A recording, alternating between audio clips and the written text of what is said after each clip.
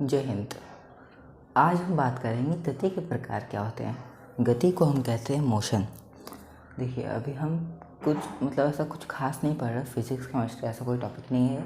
यह एक general science का टॉपिक है और काफ़ी इजी होता है, एक एक करके हम सबको समझते हैं। देखिए, मोशन यानी गति क्या होती है। मोशन का अर्थ होता है डिस्प्लेसमेंट। यदि कोई चीज़ अपनी जगह बदलती है यानी कि वो डिस्प्लेस होती है, तो हम कह सकते हैं कि चीज़ मोशन में है, चीज़ गति में है। वहीं अगर हिंदी में देखा जाए तो गति का अर्थ यह होता है जगह में परिवर्तन। यदि कोई चीज़ अपनी जगह में परिवर्तन करती है यानी कि जो वस्तु है वह गति के अंदर है। ठीक है, तो टाइप्स ऑफ मोशन देखिए, गति कितने प्रकार की होती है। मेनली गति दो प्रकार की होती है और उस दो प्रकार के अंदर भी अनेक प्रकार होते हैं। चलिए एक एक करके समझते हैं। दो प्रकार में से पहला प्रकार आता है लीनियर मोशन तथा दूसरा होता है नॉन लीनियर मोशन। पहले लीनियर मोशन पढ़ते हैं। लीनियर मोशन को हम कहते हैं रेखीय गति। रेखा और लीनियर इन दोनों को आप सुन के आपको ये समझ में आ गया होगा कि एक सीधी रेखा यानी कि एक सीधी लाइन से चलेंगे। जैसे अभी ये एक मार्कर है, ये एकदम सीधा है, बिल्कुल टेढ़ा मेढ़ा नहीं है। तो उसी प्रकार यदि कोई वस्तु की जो गति यानी कि मूवमेंट है, जो मोशन है, वो एकदम सीधा है, तो उसे हम कह सकते हैं कि जो वस्तु है वह लीनियर मोशन के अंदर है यानी कि रेखीय गति के अंदर है। ये हमेशा स्ट्रेट होता है।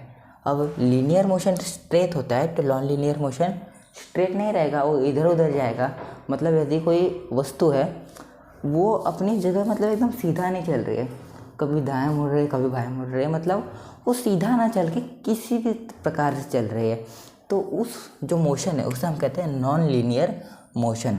नॉन लीनियर मोशन को हम कहते हैं गैर रेखीय गति, यानी कि यह एक सीधी रेखा से नहीं चलती है, इधर उधर होकर के चलती है। तो जब हम लीनियर मोशन पढ़ रहे हैं, इसके अंदर आते हैं दो पार्ट, यूनिफॉर्म लीनियर मोशन तथा non uniform linear motion. Uniform linear motion को हम कहते हैं एक समान रेखीय गति। देखिए, हम आधा आधा लिखे हैं, आप कन्फ्यूज मत होइएगा। और नॉन यूनिफॉर्म लीनियर को हम कहते हैं गैर समान रेखीय गति। देखिए, यूनिफॉर्म लीनियर मोशन के अंदर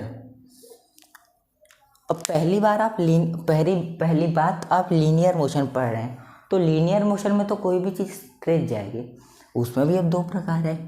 तो यूनिफॉर्म लीनियर मोशन यानी कि एक समान रेखीय गति के अंदर ऐसा होता है कि कोई भी वस्तु है वो सीधा तो चलती है, पर सीधा चलने के साथ ही साथ उसकी जो गति रहती है वो चेंज नहीं करती। जो स्पीड रहती है उसकी वो कभी भी चेंज नहीं होती, वो हमेशा एक समान गति पे चलती है।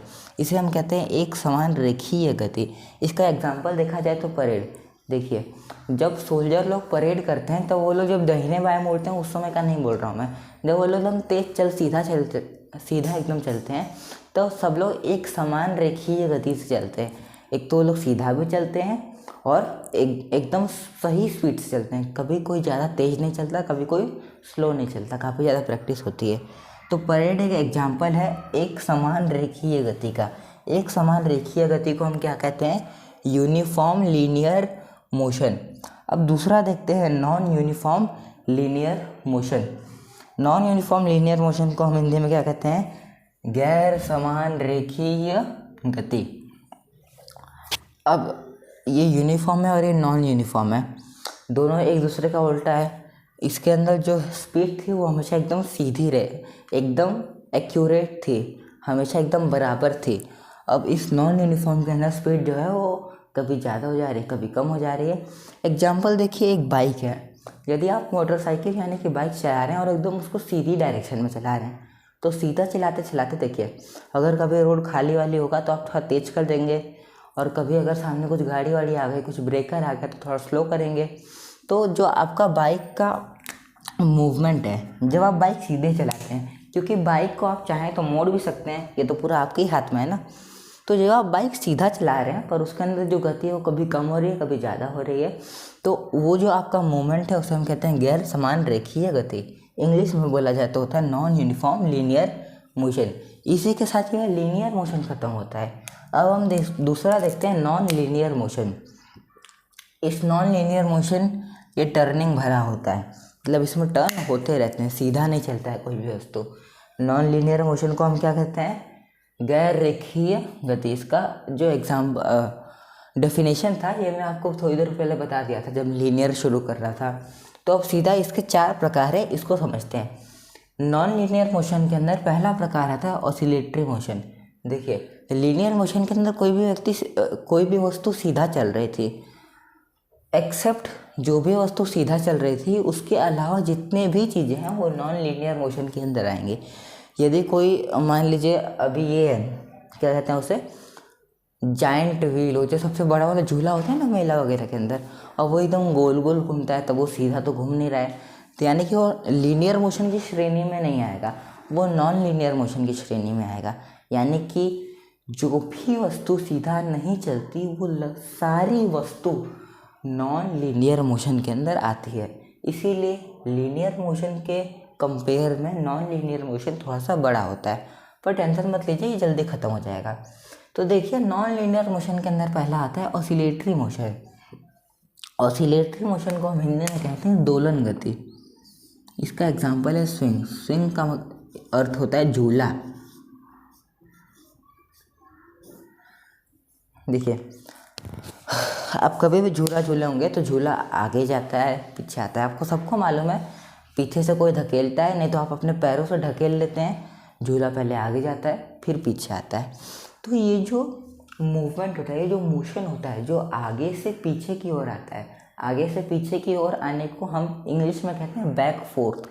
तो यदि किसी भी मोशन है, कोई भी वस्तु है, वो बैक फोर्थ हो रही है, आगे से पीछे की ओर आ रही है, फिर पीछे से आगे जा रही है, मतलब ये जो चेन है चालू ही है, कंटिन्यूअस है।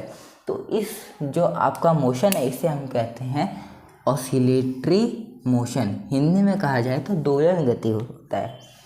ठीक, इसका एग्जाम्पल है, सबसे अच्छा एग्जाम्पल झूला। झूला कभी आगे जाता है, कभी पीछे आ जाता है।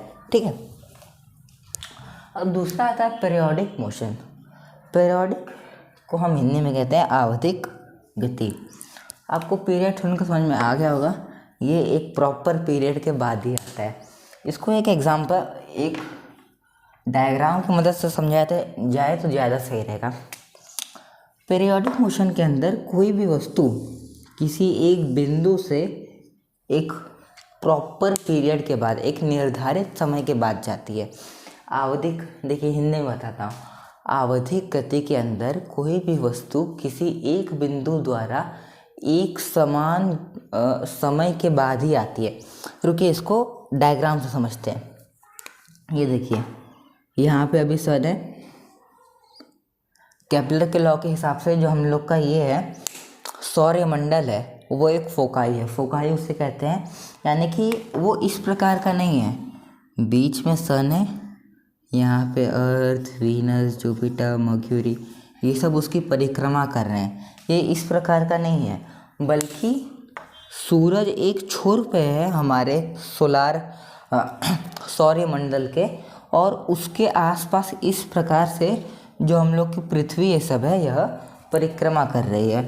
अब केपलर लॉ का टॉपिक उठ ही गया है तो एक और बात बता देता हूँ। केपलर लॉ के अंदर ये भी बताया था केपलर का पूरा नाम था जोहान्स केपलर।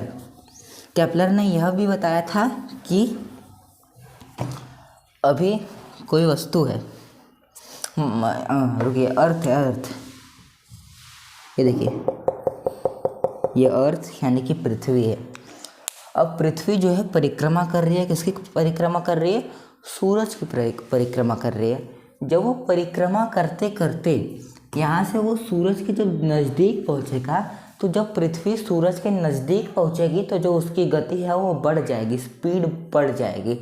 पर जब वो उससे दूर जाएगी तब उसकी जो स्पीड है वो स्लो हो जाएगी। ये एक फोर्स ऑफ फ्रिक्शन का टॉपिक है, इसको अभी फ़िलहाल टाइप्स ऑफ मोशन में नहीं घसीटना चाहिए, ज़्यादा बेहतर यही होगा।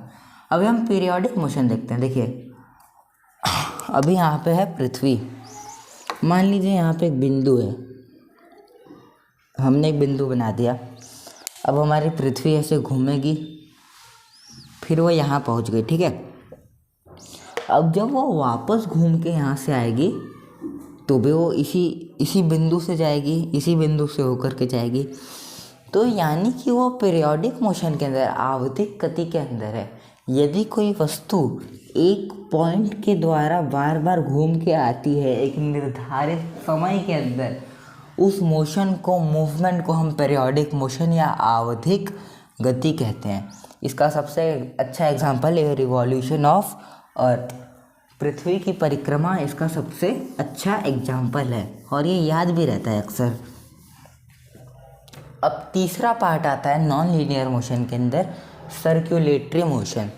जैसा कि मैंने आपको जाइंट व्हील बताया था, वो पूरा एकदम घूमता है, ऐसे सब कुछ ऐसा डब्बा रहता है उसमें। अब पूरा बनाऊंगा नहीं, रुकिए। इससे अच्छा मेरी गो राउंड बनाते हैं। मेरी गो राउंड शायद से आपको नहीं मालूम रहेगा, बाकी हिंदी में आपको मालूम होगा। झूले वगैरह के अंदर क्या रहता है, मतलब मेले वगैरह के अंदर एक ऐसा पूरा एकदम प्लेट रहती है और उसके अंदर छोटे छोटे कप जैसा रहता है, उसके अंदर लोग जाके बैठते हैं और वो कप जो है घूमता है बहुत अच्छे से। और वो घूमता है तो एकदम गोल गोल घूमता है। देखिए उसके अंदर का कप तो इधर उधर घूमता है, पर वो जो उसकी डिश है जिसके ऊपर वो कप है वो एकदम पूरा अच्छे से गोल गोल घूमता है एक निर्धारित स्पीड के अंदर। सर्कुलेटरी मोशन है, इसके अंदर जो स्पीड है वो कभी मायने नहीं रखती है। तो जो मेरी गो राउंड है वो भी घूमता है। हालांकि एक फोकाई नहीं है, यहाँ पे मैंने आपको फोकाई बताया था अर्थ में, ये कोई फोकाई नहीं है, ये बस एक सर्कल है। हालांकि सर्कल जैसा लग नहीं रहा है वो, एक और उसमें सर्कल बना देते हैं। हाँ ये सही है। तो ये जो है अच्छे से घूम रहा है, यानी कि ये सर्कुलेटरी मोशन के अंदर है। इसे हम वृत्तीय गति भी कहते हैं।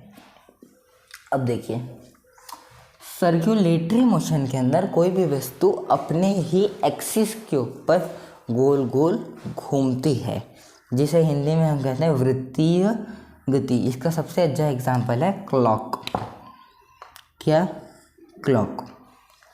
क्लॉक भी तो एकदम गोल गोल घूमती है। हालांकि क्लॉक को आप पीरियोडिक मोशन के अंदर भी लिख सकते हैं, क्योंकि जो क्लॉक है यानी कि जो घड़ी है, मान लीजिए 3 अभी बज रहे हैं, फ़िलहाल कितने बज रहे हैं? 2 बज गए अभी, तो फ़िलहाल 2 बज रहे हैं। तो जब रात के 2 बजेंगे तो जितना समय अभी पिछली रात गई, पिछली रात के जो 2 बजे थे, उसके बाद अभी के जो 2 बजे, उसमें कितना समय है? 12 घंटे का समय है। ठीक। अब आने वाली रात के जब 2 बजेंगे तब भी उसमें 12 घंटे का ही समय लगेगा, कम ज़्यादा नहीं होगा। यानी कि क्लॉक भी एक पीरियोडिक मोशन पर चल रही है ना। तो यदि आप चाहें तो क्लॉक को भी पीरियोडिक मोशन में लिख सकते हैं। कभी कभी प्रश्न ऐसा पूछ दिया जाता है कि in clock which type of motion is seen, तो आप इसके अंदर पीरियोडिक तथा सर्कुलेटरी दोनों लिखिएगा, कोई एक मत लिखिएगा। यानी कि अगर किसी में स्पेलिंग मिस्टेक भी हो गई तो अच्छा रहेगा, आप दूसरा लिखे रहेंगे और काम आपका बन जाएगा। अब चौथा होता है रैंडम मोशन। रैंडम मोशन को हम हिंदी में कहते हैं बेतरतीब गति। इस रैंडम मोशन के अंदर कोई भी कुछ भी नहीं निर्धारित होता, मतलब ऑब्जेक्ट कहीं से भी कहीं की हो जाता है। मतलब आंधी देखिए, आंधी के अंदर आप कोई यदि पॉलीथीन का थैली फेंक दिए तो वो आंधी की हवा की दिशा में जाएगा। अब आंधी की हवा सीधी तो चलती नहीं है, वो नॉन लीनियर के अंदर भी रैंडम मोशन में चलती है, कभी इधर जाएगी, कभी उधर जाएगी, कभी पीछे चली जाएगी। तो रैंडम मोशन के अंदर कोई भी वस्तु का जो मोशन है, जो मूवमेंट है, वो निर्धारित नहीं होता, वो किसी भी प्रकार से चलता है। इसका एग्जाम्पल है फिश, यानी कि मछली। ये जो फिश होती है ये पानी के अंदर एक सीधी रेखा में तो चलती नहीं है, कभी इधर जाएगी, कभी उधर जाएगी। कभी इसको इसका पसंदीदा खाना केचुआ मिल गया तो केचुए की ओर चली जाएगी। तो इस प्रकार से जो रैंडम मोशन है वो होता है। और उम्मीद है कि आपको जो पूरा टाइप्स ऑफ मोशन है समझ में आ गया होगा। तब तक के लिए जय हिंद।